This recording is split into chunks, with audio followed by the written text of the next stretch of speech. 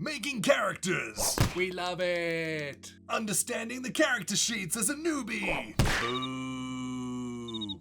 Okay, maybe not so much, but this is why we're here, right? We're going to be taking a look at the standard D&D character sheet that's available from their website, so print yours off and let's follow along. This week, we're going to start at the top with the basics. Character name. As basic as this may sound, this is the name of your character. It's often the hardest thing to decide on when designing a character, for me at least. The box next to this is going to go over your character class and level, your background, your player name, that's you, your chosen race, alignment, and experience points, if your table uses them. Your character class is going to determine a lot of your skills and abilities, such as a sneaky rogue, a healer cleric, or a tanky barbarian. Character level will go next to class, and this is especially useful if you are trying to multi-class and do 2 classes or more simultaneously. That way you can keep track of how many levels of each class you have, unless you're just going straight 1 class all the way, and then it's just the level that you are.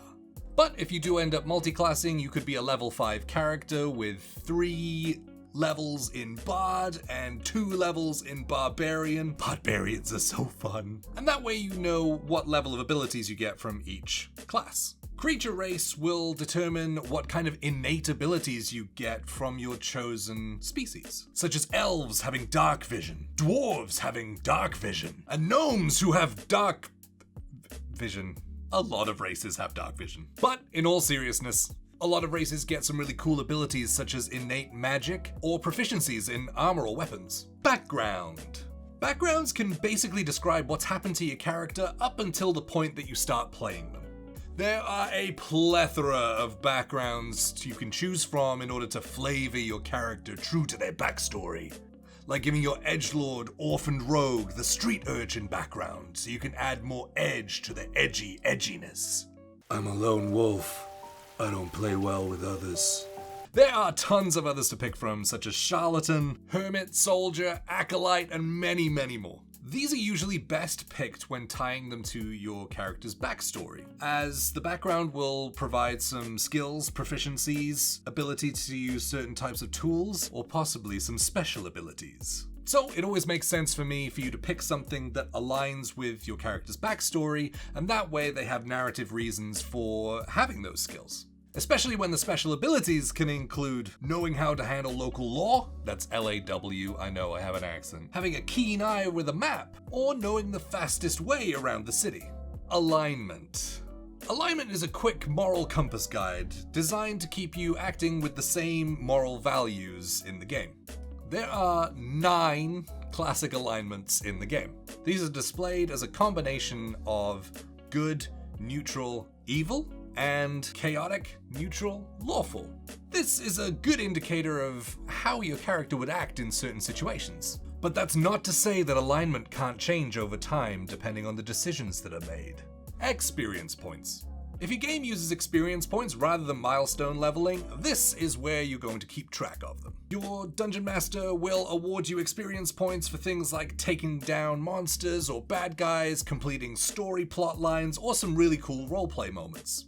The other option is to do away with that and choose milestone and base the leveling on the progression of the story. This is my preferred method just because I can keep the characters at certain levels for certain periods of time, and everyone levels up together instead of the wizard or tank getting absurd amounts of experience points farmed because they keep mowing down everything that I put in front of them.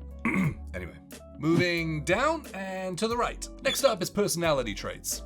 Much like the backgrounds, these are always best when tied to your character's backstory. This is because your character's experiences in life will shape the person that they are. Ideals. These could be overall goals, moral values, tendencies, and even faith.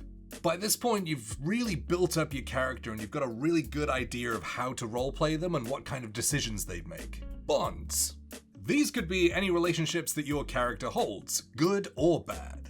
Be it an important mentor, friends, a sworn enemy, or even a deity. Flaws. My personal favorite. Maybe a vice, a habit, or even a harmful conviction that they hold. This will really round out your character and give you some really nice options to roleplay that aren't just being a superhero all the time. The best characters are the ones who have innate flaws in them and how they overcome them in the story. Of course, most of this side of the character sheet is actually available in the Player's Handbook and other books as random rolling tables. You can select one from the table that you feel drawn to, or you can just roll and get a random character generated. Or of course, you can completely make them up yourself. That's what I prefer.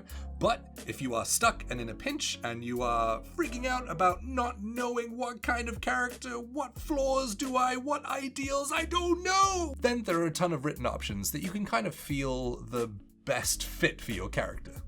Features and traits. Below this again, you'll find features and traits. Here you can list any abilities granted to you by your race, class, or background, as well as any in-game feats that you gain as the game progresses. This could include a barbarian's danger sense, or an elf's dark vision, or a tiefling's dark vision, or a half-orc's dark vision. I'm sure you get it by now. But because flaws are my favorite, let us know in the comments what the best flaw in your character is. Best? Worst? Same thing, right? Next time we'll be going over stats and skills, so until then, you better just click on this video here.